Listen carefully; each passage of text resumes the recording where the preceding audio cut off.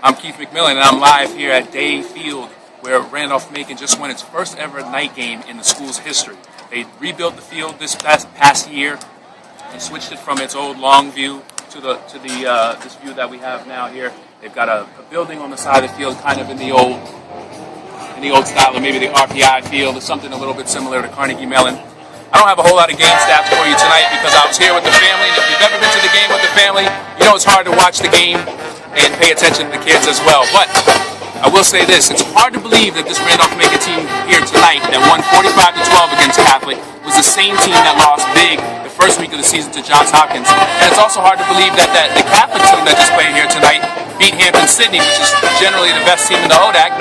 They beat them pretty badly last week. So it's sort of a typical season in the ODAC where you have maybe 4 or 5 teams in contention right now. You got Bridgewater on Saturday, Washington and Lee, and all these teams right now in contention. And the way Randolph-Macon started the season, they may have assumed that they weren't going to be much of a factor this year.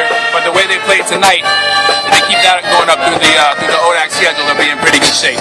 Catholic, who knows what to make of them?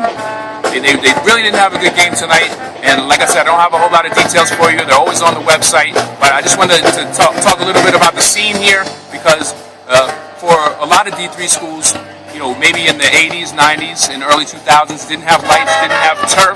This is all brand new for Randolph-Macon. This is the first night game, and so the scene is important as well. You know, when I played here in the 90s, we barely had cheerleaders. We certainly didn't have a band like this. We didn't have turf. And so it is a real big deal, and I know a lot of you at different D3 schools can relate. That's my D3 report, and I hope to see it on D3football.com.